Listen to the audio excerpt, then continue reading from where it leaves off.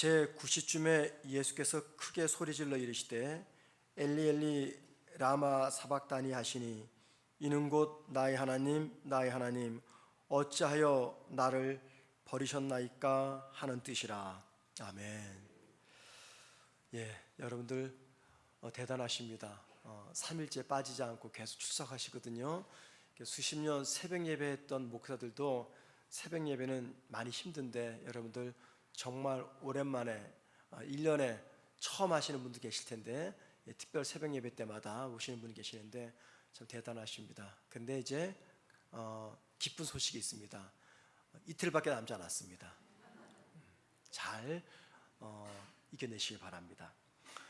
예수님께서 십자가에서 남기신 7마디, 첫 번째는 죄인들의 죄를 용서해달라는 용서의 기도였습니다. 두 번째는 강도를 향해서 나와 함께 낙원에 이르겠다, 낙원에 가는 말씀이었습니다. 그리고 어제는 제자 요한에게 어머니 마리아를 부탁하는 보라 내 어머니라 라는 말씀이었습니다. 오늘 네 번째 말씀에 대해서 한번 생각해 보겠습니다. 자, 여러분, 하나님은 어떤 분이실까요? 여러분은 하나님이 어떤 분인가 라는 질문에 제일 먼저 떠오르는 단어가 어떤 단어입니까? 우리가 하나님이 어떤 분일까 라고 생각할 때 자연스럽게 제일 먼저 떠오르는 두 가지 단어를 꼽으라면은 첫째는 전능이라는 단어일 겁니다. 못하시는 것이 없는 하나님. 두 번째는 어떤 단어일까요? 사랑이라는 단어입니다. 사랑. 못하시는 것이 없는 전능하신 하나님이 우리를 무한정, 무조건적으로 사랑하신다. 정의와 사랑이 떠오릅니다. 그런데 여러분, 하나님이 전능하신 하나님, 사랑하시는 하나님이 되기 위해서 필수적으로 요구되는 것이 하나가 있습니다. 전능과 사랑이 가능하기 위해서 필수적으로 요구되는 것, 그게 바로 고통입니다. 고통 없는 전능, 고통 없는 사랑은 이루어질 수가 없습니다. 하나님은 당신이 창조한 피조물이 당신을 거역할 것을 아시면서도 피조물을 창조하셨습니다. 왜 그렇습니까? 그 피조물을 사랑하셨기 때문입니다. 하나님은 당신의 아들이 이 땅에 인간의 몸으로 오시게 되면 십자가에서 처절하게 고통 속에 죽임당할 것을 아셨습니다. 그럼에도 그 아들을 이 땅에 보내셨어요. 그 이유는 인간을 사랑하셨기 때문입니다. 인간을 사랑하시는 하나님의 사랑은 언제나 고통이 수반된 사랑이었습니다. 자신이 창조한 피조물로부터 배신당한 이 고통을 아셨습니다. 당신의 아들의 죽음을 못 본 척 해야 되는 이 고통도 아셨습니다. 그런데도 불구하고 피조물을 창조하셨고 당신의 아들을 이 땅에 보내셨어요. 하나님의 전능과 하나님의 사랑은 이처럼 고통이 수반된 사랑이었다라는 겁니다. 그래서 하나님은 어떤 분일까라고 묻는다면 이렇게 답을 할 수가 있습니다. 하나님은 고통을 당하시는 분이다. 하나님은 고통을 당하시는 분입니다. 가상 7원 중 네 번째 말씀은 어떤 말씀입니까? 하나님은 고통 당하시는 하나님임을 우리에게 보여주는 말씀입니다. 예수님은 우리 시간으로 오전 9시에 십자가에 달리십니다. 그리고는 3시간 동안 그 십자가 위에서 고통을 겪게 되시죠. 자, 그러다가 이제 낮 12시가 되자 갑자기 환했던 그 땅에 어둠이 몰려옵니다. 마태복음 27장 45절입니다. 제6시로부터 온 땅에 어둠이 임하여 제9시까지 계속되더니, 여기 제6시는 우리 시간으로 낮 12시 정오를 말하고 제9시는 오후 3시입니다. 여러분, 낮 12시는 정오로서 하루 중 가장 찬란한 때입니다. 그런데 가장 환한 때인 정오, 그 시간부터 오후 3시까지 온 땅이 어둠으로 가득 찼습니다. 캄캄해졌습니다. 여러분, 이 어두워졌다, 이 어둠은 이 영적인 의미로 보셔야 됩니다. 왜 하나님이 주님이 고통당하시는 3시간 동안에 이 땅에 어둠이 임하게 하셨는가? 영적인 의미가 있습니다. 어떤 의미일까요? 성경에서 해가 빛을 잇고 어둠이 몰려왔다, 그것은요 하나님의 심판을 의미합니다. 그러니까는 주님 고통당하시는 3시간 동안에 어둠에 밀려왔다, 그 말은 하나님의 심판이 이 땅에 임했다, 그 뜻입니다. 그렇다면 여러분, 예수님이 십자가에 매달렸을 때 임했던 어둠은 도대체 어떤 심판을 의미할까요? 이 심판은 누구에게 임하는 심판일까요? 이 심판은 이 땅에 있는 모든 죄인들에게 임하는 심판일까요? 아닙니다. 이 어둠의 심판은요 우리 대신 십자가에 달리신 아들에게 내리는 무서운 심판입니다.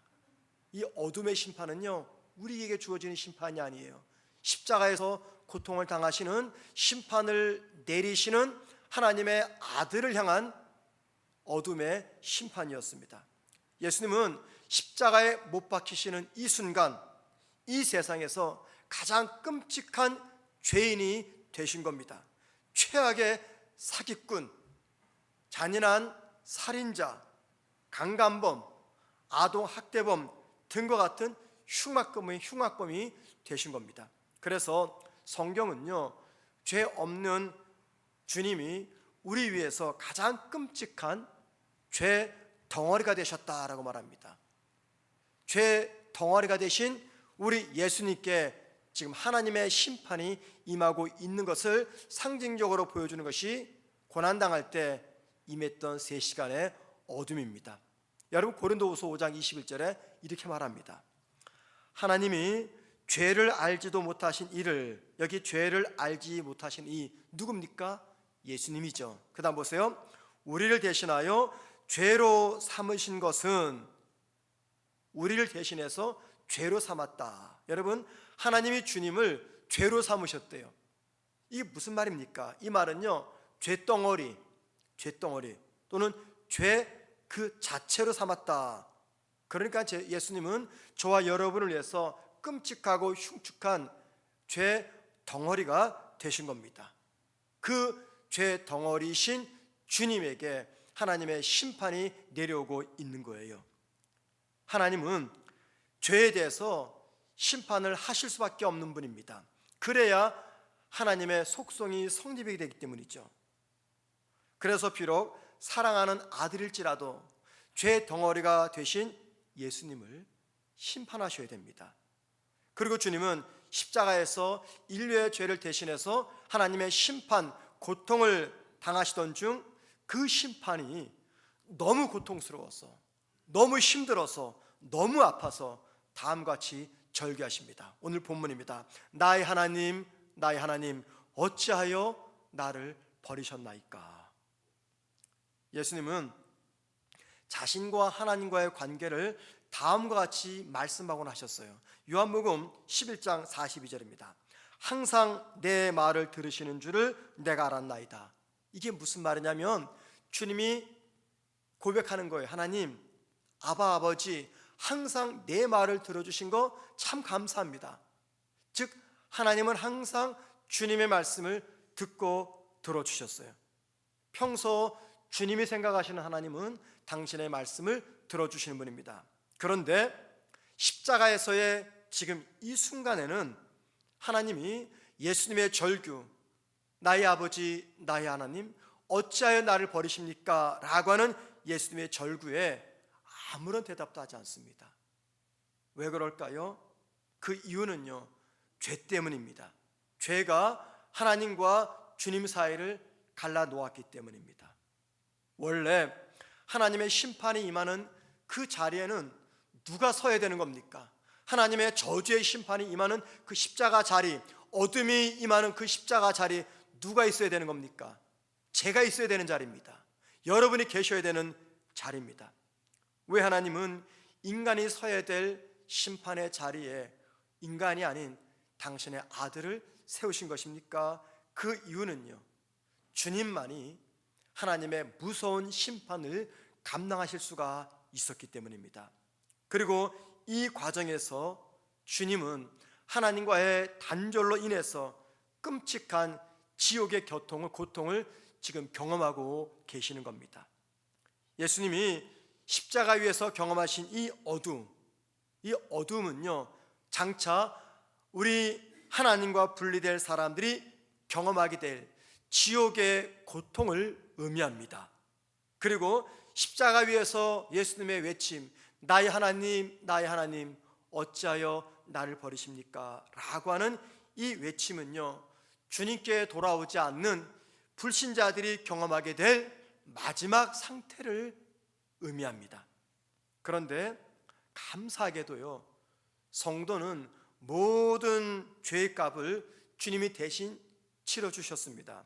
그래서 아더 핑크라는 목사님은 이 부분에 있어서 이렇게 글을 남겼습니다. 그가 끔찍한 어둠 가운데 들어가셔서 내가 빛 가운데 걷게 되었다.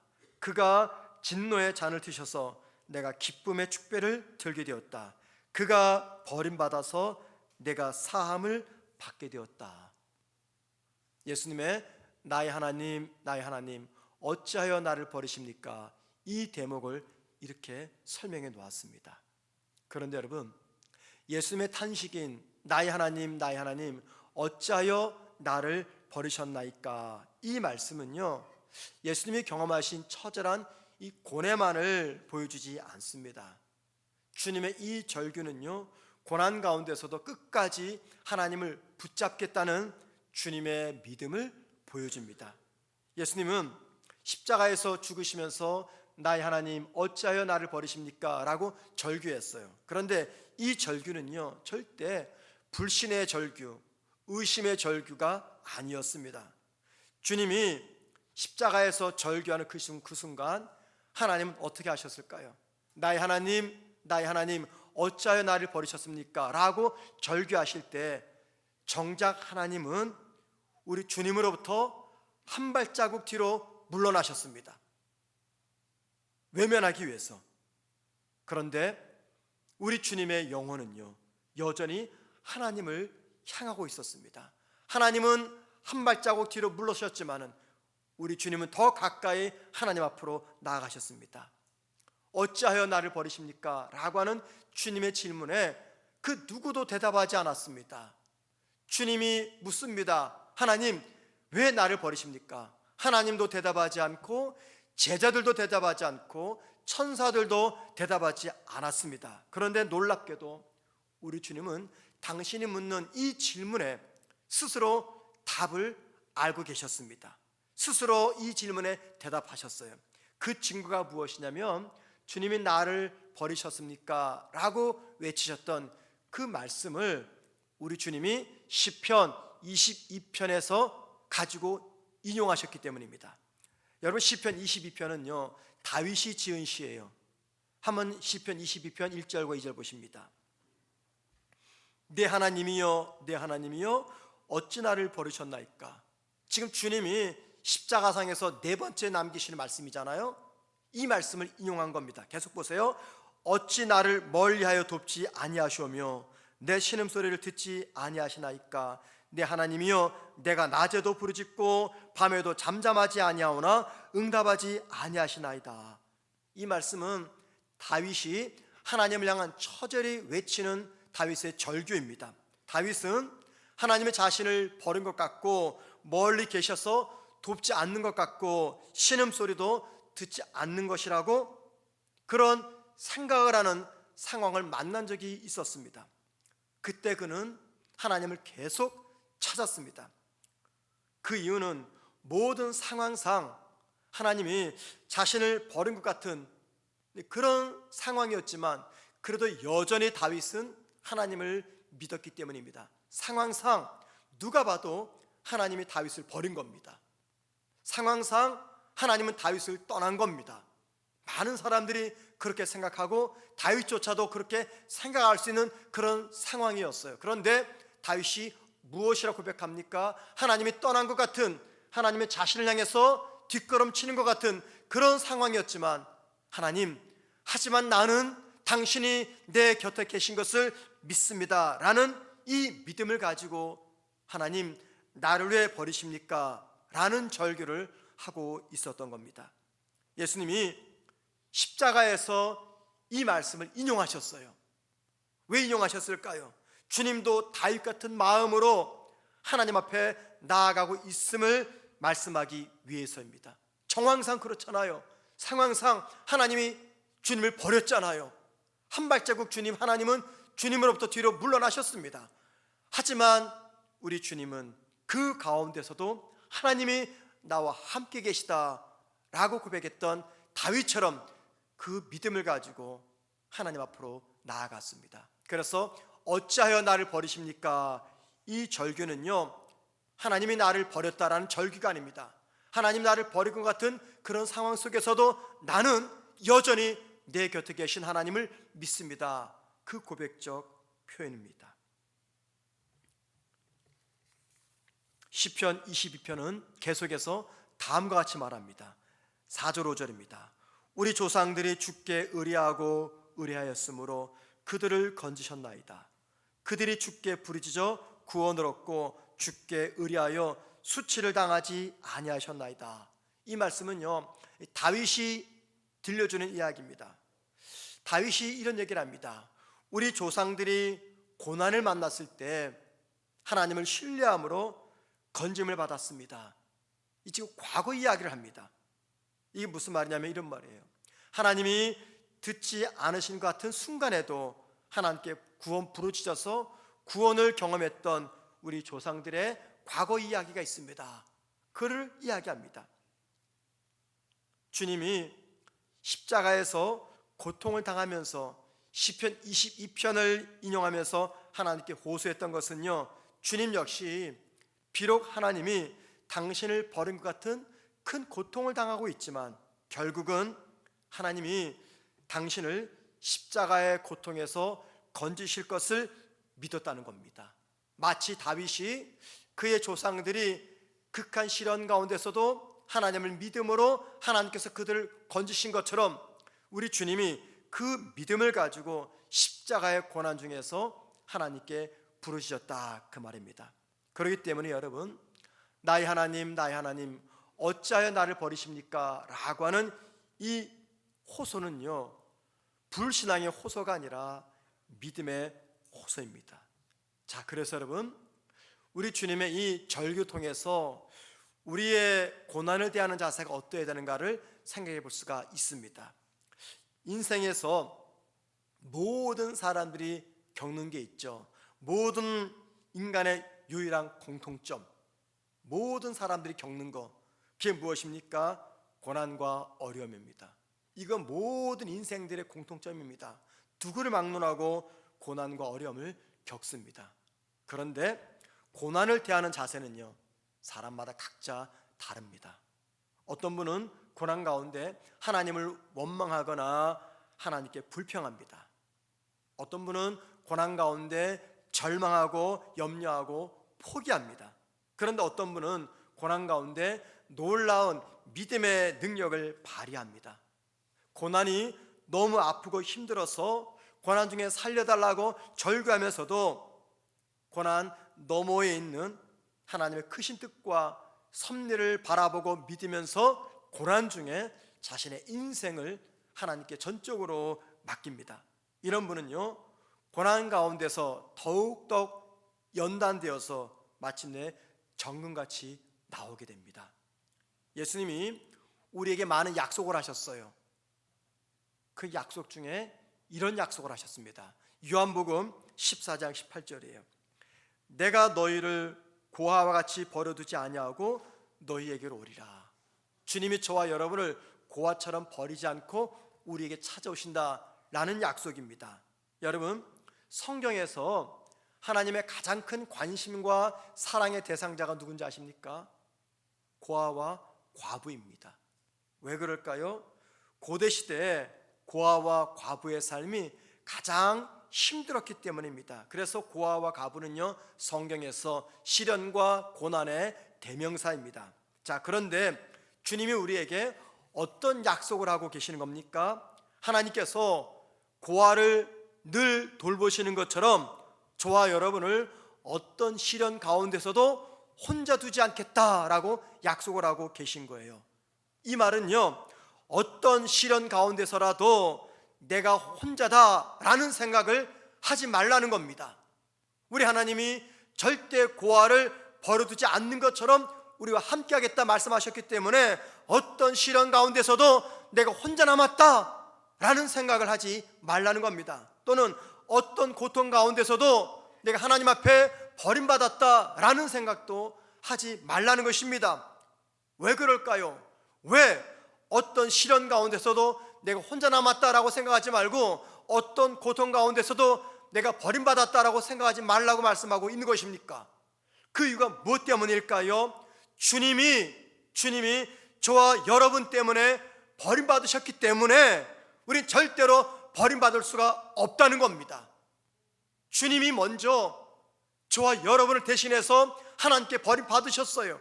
어디에서요? 십자가 위에서. 어찌하여 나를 버리십니까? 외쳐도 하나님은 응답하지 않았습니다. 주님은 완전히 버려두셨어요. 왜요? 저와 여러분과 함께하기 위해서. 주님이 저와 여러분을 대신해서 먼저 버림받았기 때문에 우린 어떤 순간에도 버림받을 수 없다라고 주님께서 말씀하고 있습니다.